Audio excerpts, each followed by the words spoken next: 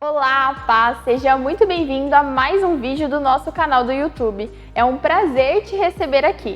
Para você que ainda não é inscrito, se inscreva e ative o sininho para receber as nossas notificações e ficar por dentro dos novos conteúdos deste canal.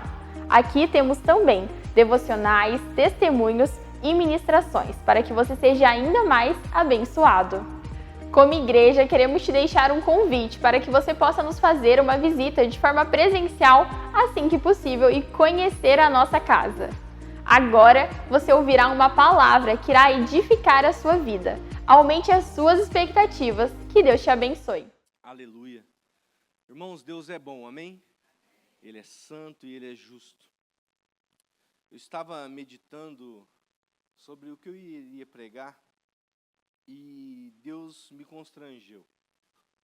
Porque vivemos em uma geração, acredito eu que a geração com mais informação, a geração com mais inteligência, a geração talvez que, pensando na população com mais recursos, que antigamente o recurso estava na mão de grandes senhores, mas hoje não. Hoje todo mundo tem um carro, hoje todo mundo come, hoje todo mundo bebe, hoje todo mundo tem telefone, hoje todo mundo tem internet, todo mundo tem.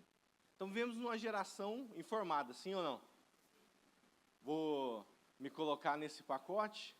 Me formei em teologia pela Assembleia de Deus.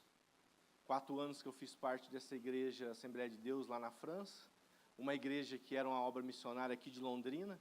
Então me formei na Assembleia de Deus. Me formei agora também no ITQ, na Igreja do Evangelho Quadrangular. Então, basicamente, nós temos 2 formações de teologia. Talvez isso infla o nosso ego. Talvez isso nos deixa super inteligentes. Esses dias eu estava vendo uma pregação do Billy Graham, e ele estava num estádio, acho que tinha mais de 25 mil pessoas, e ele falava do Evangelho com tanta pureza e com tanta simplicidade que me constrangeu. Nós, como pregadores, ou quem fala em público, coach, qualquer pessoa que talvez influencie alguém, nós sempre queremos ser o melhor daquela área.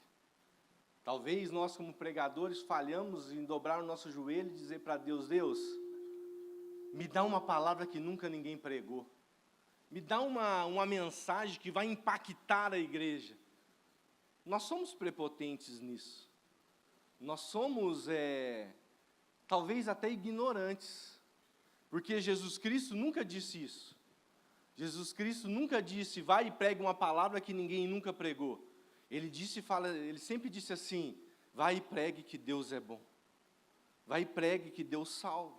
Vai e pregue que Deus cura, que Ele liberta, que Ele transforma, que Ele tem a salvação para mim e para a sua família.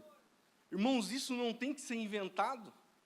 Isso simplesmente está na Bíblia dizendo: Jesus Cristo é o mesmo ontem, hoje e eternamente.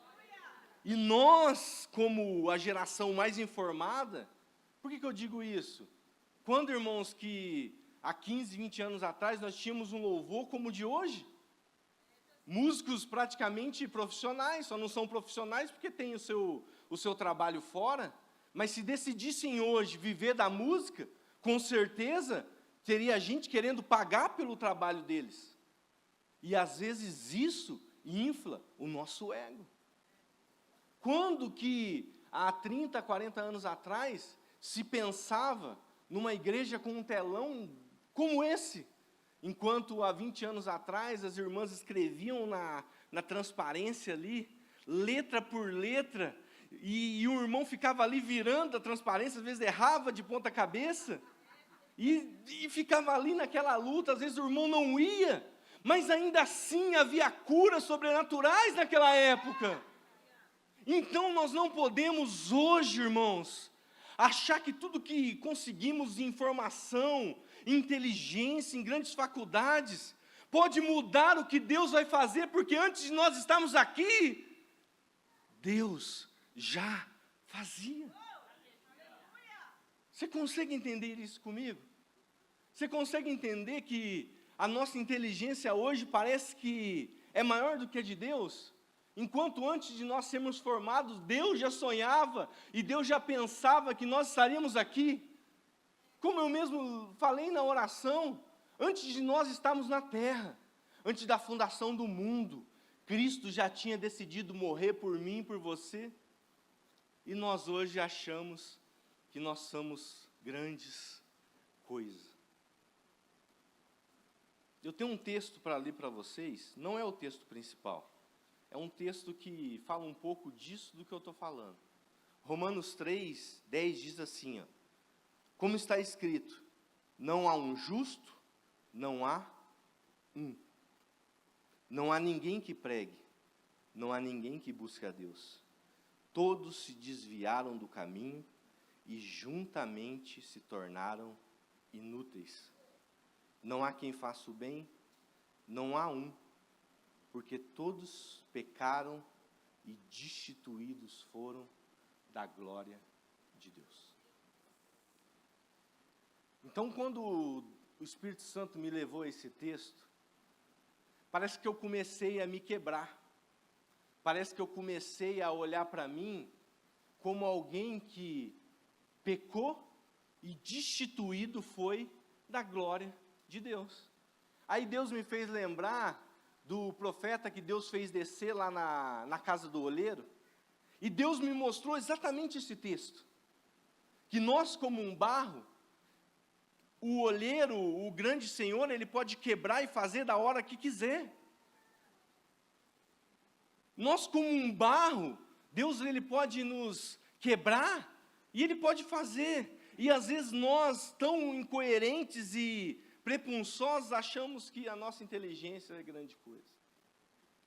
Irmãos, eu nunca curei ninguém, a palavra de Deus sim. Eu nunca salvei ninguém, a palavra de Cristo sim. Como a própria palavra diz, nós como vaso de barro carregamos um líquido precioso, como um ouro, como uma coisa que não tem preço. O que eu quero dizer para isso? Nós precisamos mudar o nosso entendimento e entender que nós precisamos realmente nos aproximar de Deus. Nós precisamos, como igreja, realmente tornar aquilo que realmente Cristo nos ensinou a fazer. Porque nós, como igreja, olhamos sempre para o nosso eu e para nossas vontades. Por que eu digo isso? Qual que é o pensamento hoje de um pai de família? Prosperar, comprar uma casa, comprar um carro bom, dar o melhor para sua família? Isso é errado sim ou não? Nunca foi. Mas se isso se tornar em nós a principal coisa da nossa existência, de nada serve nós entrarmos no domingo, sairmos no domingo, se nós não saímos daqui e não salvamos ninguém através da palavra de Cristo. Por que eu estou dizendo isso? Porque se Cristo estivesse nessa terra hoje, com certeza, Ele estaria pregando o evangelho para órfãos, viúvas, necessitados. E parece que, quando eu falo, eu estou me tirando desse bolo, né? Do geral. Não, irmãos. Eu também não tenho feito o que eu precisava fazer. Eu também não tenho ajudado quem eu precisava ajudar. Eu também não tenho sido um bom pregador. Eu também não tenho sido um bom pastor de jovens. Eu também tenho que me voltar a Cristo. Quando eu vi Billy Graham pregando, ele levantava a mão e dizia assim: ei, vocês que têm recurso, esqueçam os seus recursos e se voltem para Deus. Ei, vocês que têm grandes fazendas, esqueçam, amanhã você não sabe se você vai estar aqui ou não. Ei, você que se entregou à prostituição, entenda uma coisa: a prostituição não vai te levar para o céu, Cristo sim. Se arrependa hoje e volte para Cristo. E aí ele foi pregando, ele foi falando palavra tão simples, parecia que ele não estava nem com a Bíblia, irmãos. Como o salmista, ele disse, a tua palavra eu escondi, guardada no meu coração, para mim não pecar contra ti. E eu fui olhando aquela mensagem que foi pregada há 30 anos atrás, e aquela mensagem foi me encontrando, e eu falei, onde ele quer chegar com essa mensagem?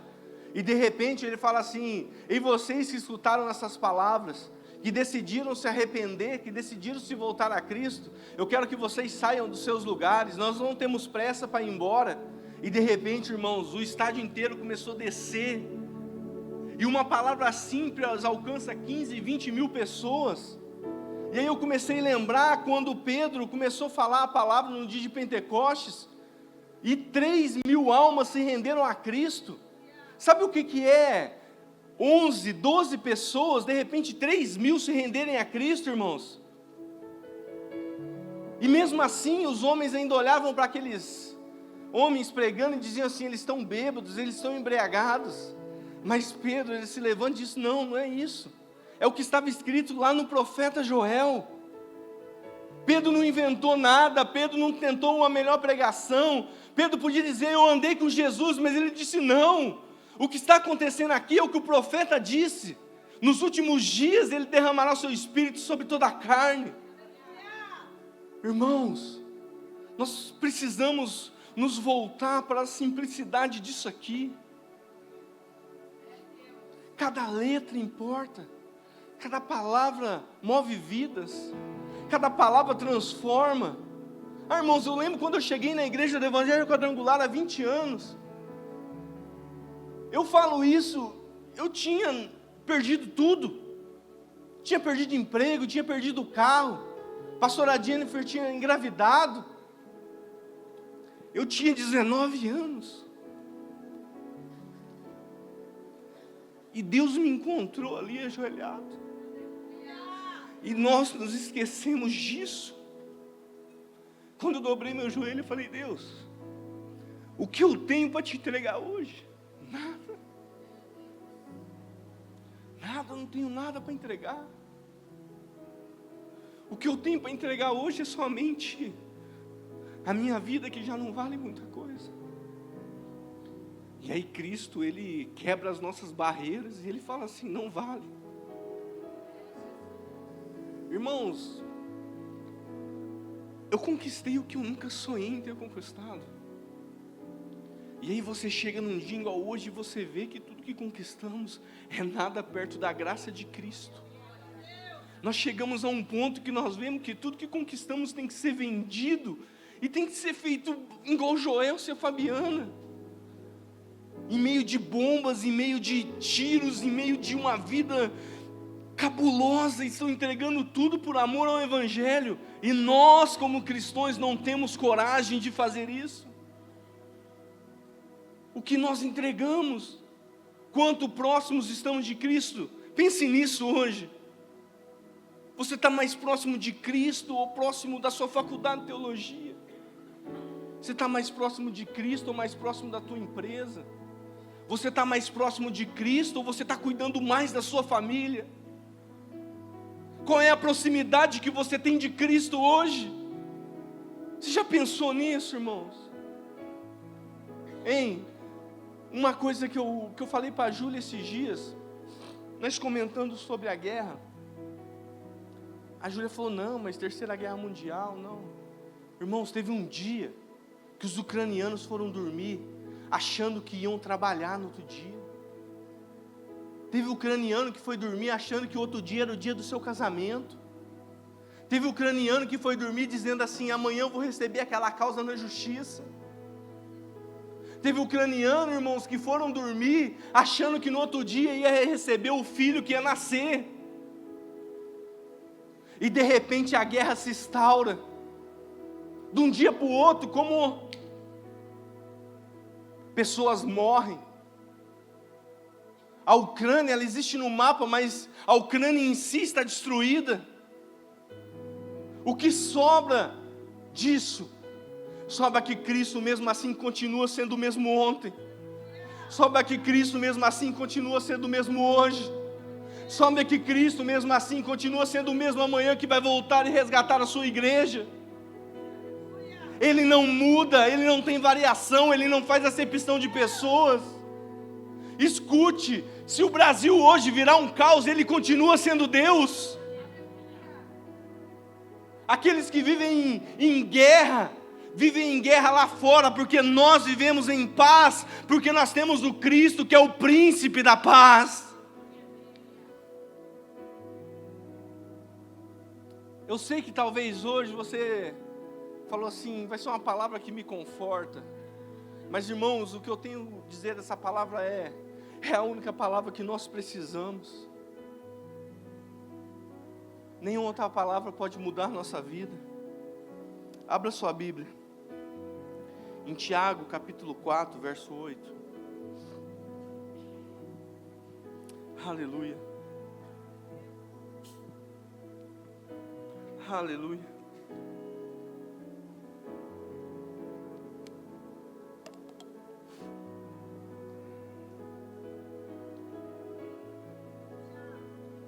Assim diz a palavra do Senhor.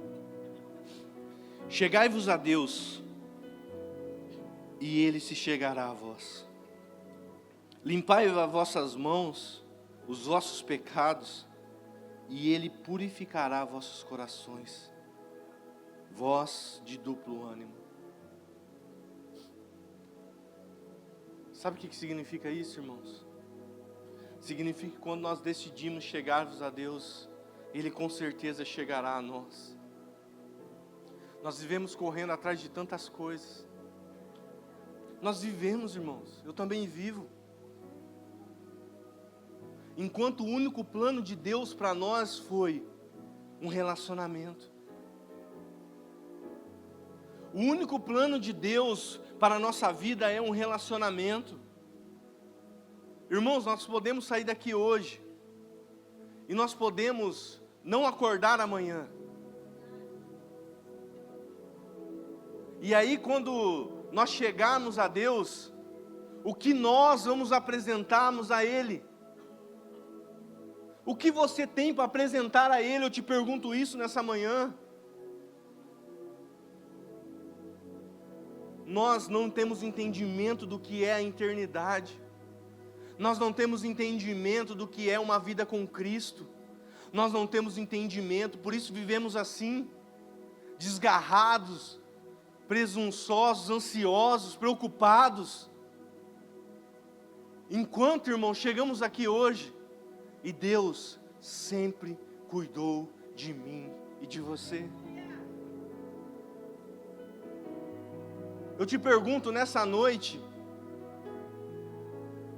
se um ladrão esperasse você na porta de casa, e visse você entrando e dormindo, e falasse, hoje eu mato ele, quem te protegeria se você estava dormindo?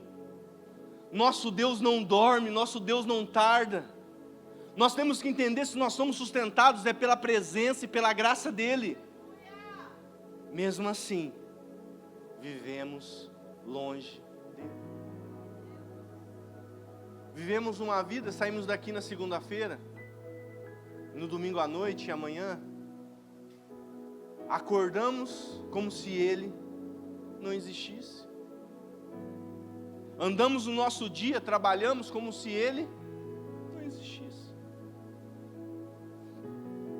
Passamos por pessoas como se eles não existissem. Quantas vezes olhamos para uma pessoa e pensamos, aquela pessoa precisa de uma palavra de Deus. É coisa da minha cabeça. Viramos as costas e vamos. Enquanto Cristo, Ele espera uma mulher sentada num poço, debaixo do sol escaldante, depois de uma caminhada de quilômetros.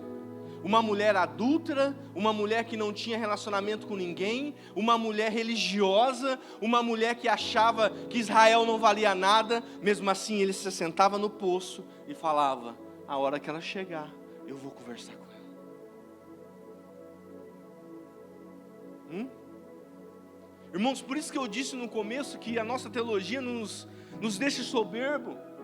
Quão bonito é olhar para o livro de Isaías, quando Deus colocou lá a brasa na boca de Isaías, e de repente os anjos falam, a quem enviaremos, e quem que vai ser o nosso, e ele fala assim, envia a nós. Nós levantamos a nossa voz e não, Senhor, envia a nós, envia para onde?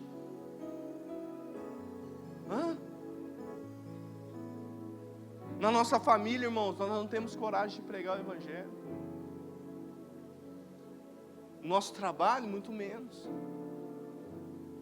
Enquanto a nossa teologia nos diz que nós somos os grandes pregadores dessa geração, os grandes evangelistas, enquanto tem pessoas vendendo tudo e dizendo: Senhor, eu só vou pregar o teu Evangelho. Eu sei, irmãos, que olhar para isso hoje, talvez é dizer assim: irmão, eu tenho meu trabalho, eu contribuo com a sociedade, a minha empresa precisa contribuir. Não estou falando nada disso, irmãos.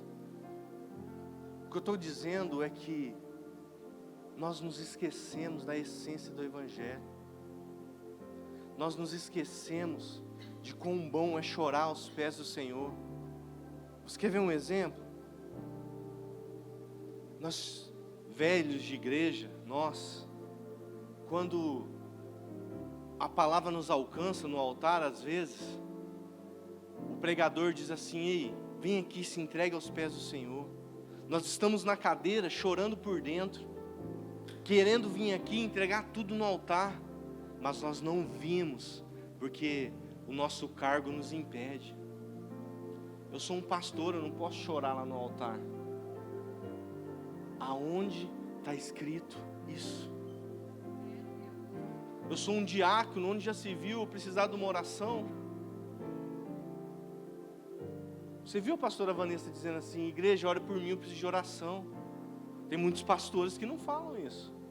Não, eu sou super-homem, eu não sinto dor. O que eu estou querendo dizer para isso, irmãos? Cristo, Ele está aqui hoje esperando nós chegarmos a Ele. Cristo, Ele está aqui hoje esperando nós somente chorar no pés dEle. Só isso Cristo está esperando.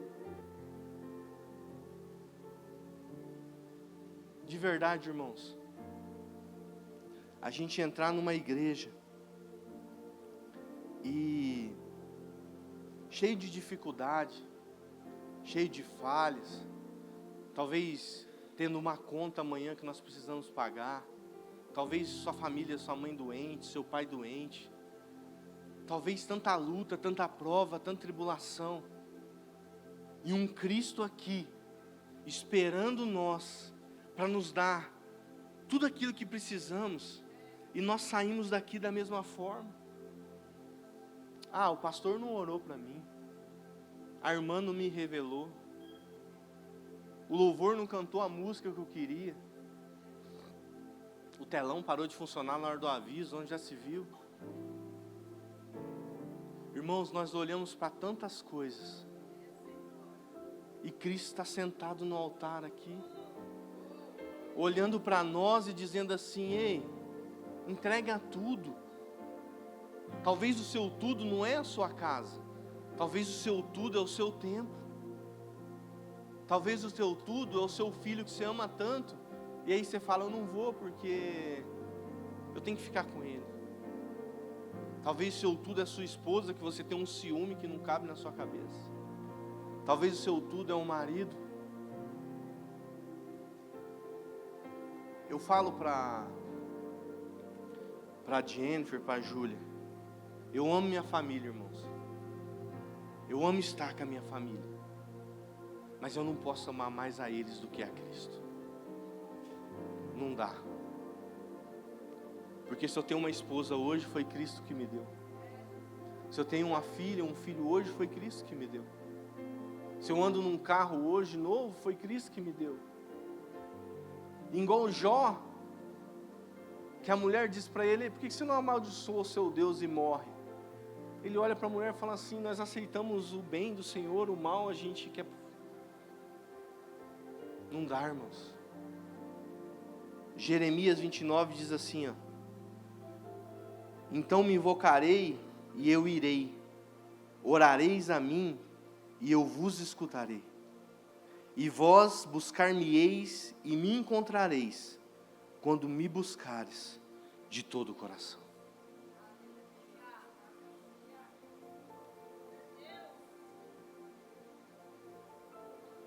Buscar Ele de todo o coração, irmãos, é entender hoje que nada do que vivemos até aqui pode mudar o fato dele estar aqui, o fato dele estar nos esperando, o fato dele estar aqui. Eu sei que tem pessoas aqui chorando por dentro, eu sei que tem pessoas aqui dizendo: eu nunca me entreguei a ele dessa forma. Eu sei que tem pessoas aqui, irmãos, olhando para essa palavra e dizendo assim: meu Deus, me permita que eu me jogue nos seus pés nessa manhã. Sabe por quê, irmãos? Porque nós nos tornamos religiosos. Porque nós passamos uma vida, eu não estou falando da igreja local, estou falando da igreja no geral. Nós passamos uma vida criticando a igreja católica que ia no domingo na missa para pagar suas penitências, e nós nos tornamos iguais. Vir no culto não é pagar penitência. Ofertar, você não está pagando pelo que você recebeu. Dizimar, muito menos. Quem aqui consegue, com o seu salário, comprar um mês de oxigênio direto? E Cristo nos dá, com você dormindo, sendo mal. Você entende isso ou não? Sendo mal. Deus me deu uma experiência essa semana.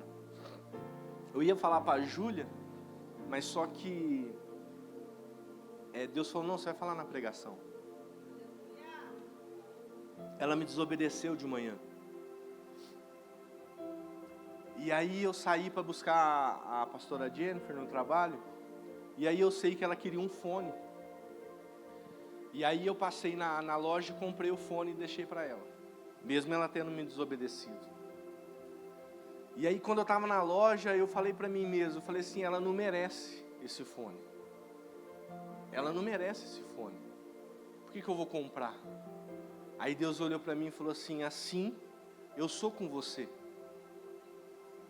Você me desobedece, você não se achega a mim, você não faz o que eu te peço, mas mesmo assim, eu cuido de você. Então o que isso veio no meu entendimento? Que um pai, irmãos, ele não te dá porque você merece.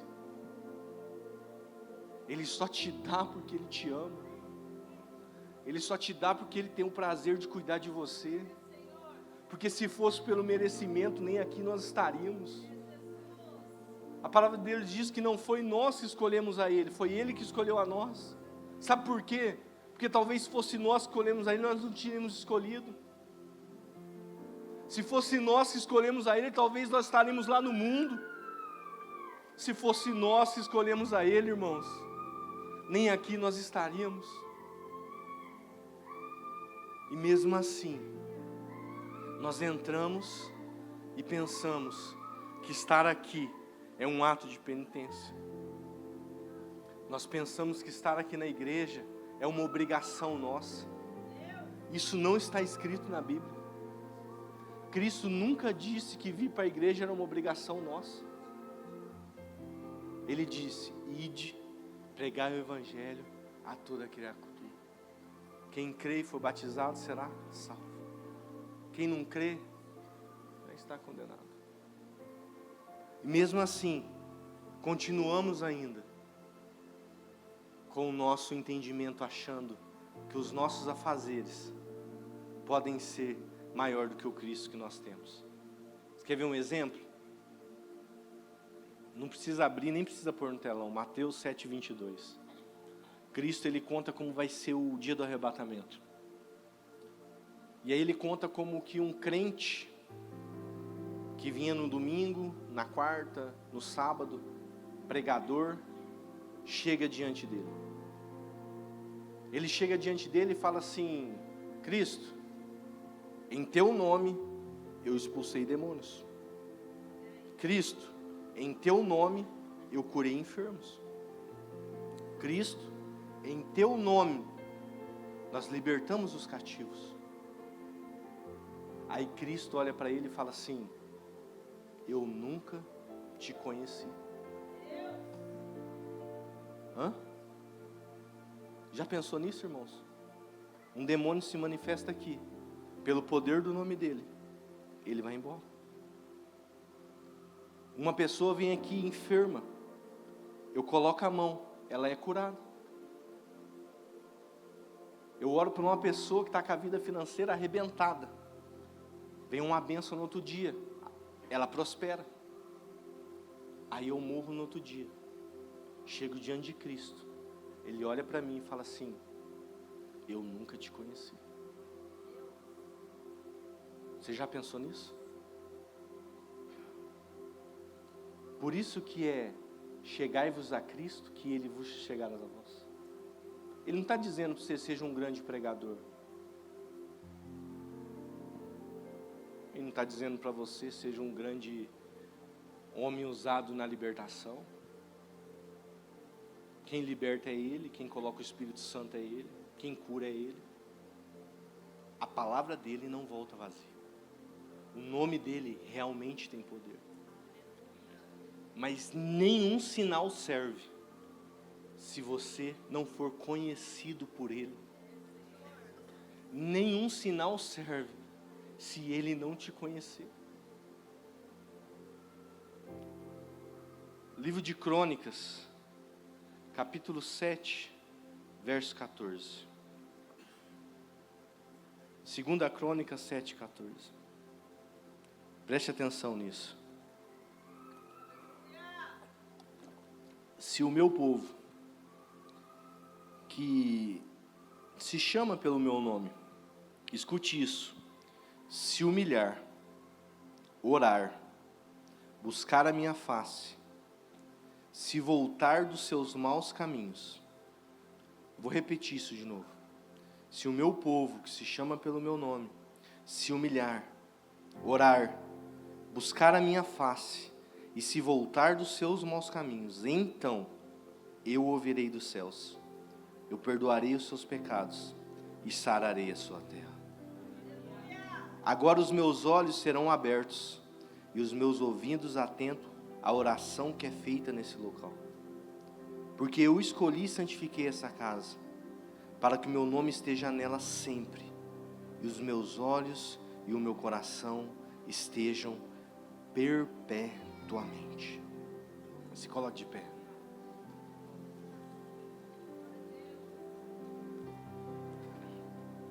Sabe, irmãos, eu gosto muito do mover pentecostal.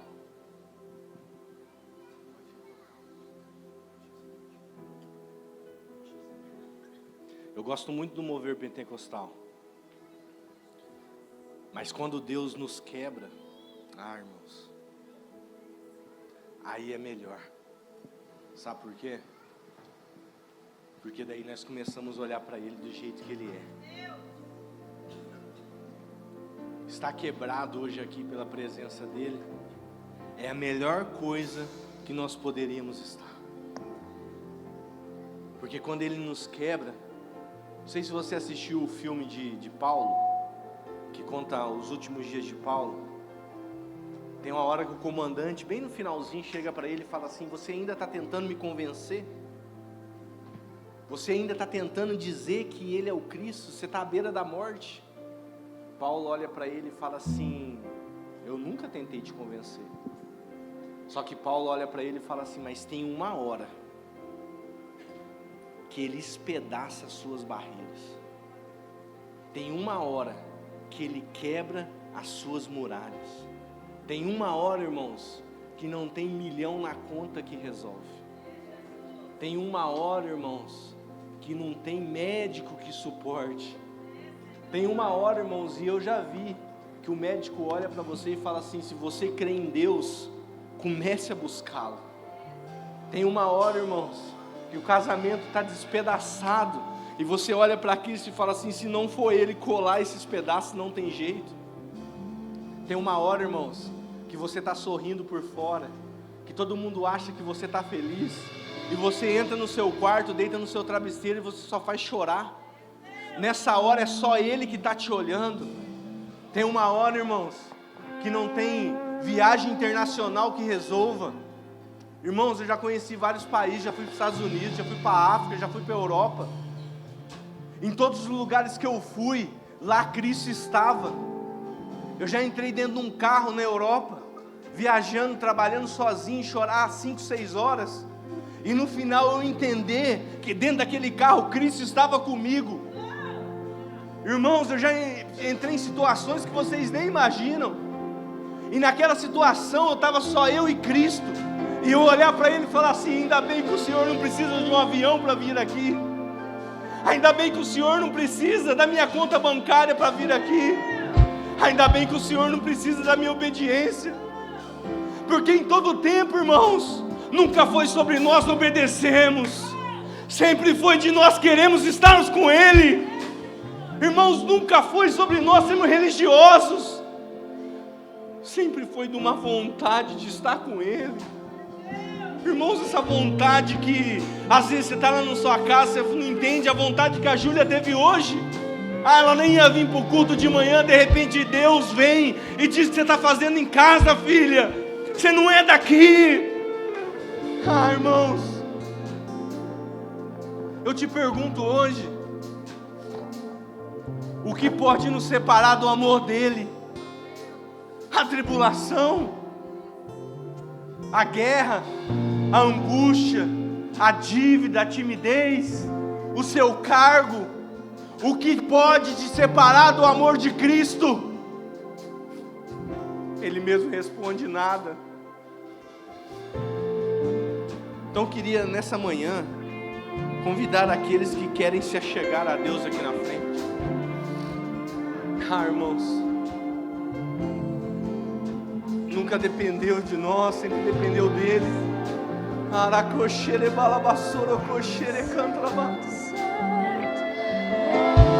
Chegai-vos a mim, que eu chegarei a vós.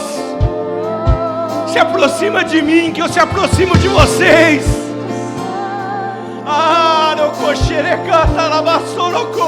Irmãos,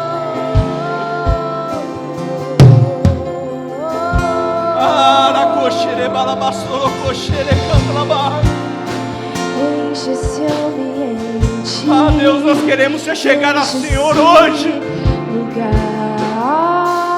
Irmãos, não deixe nada te impedir nessa manhã. Te damos liberdade. Ficar ao teu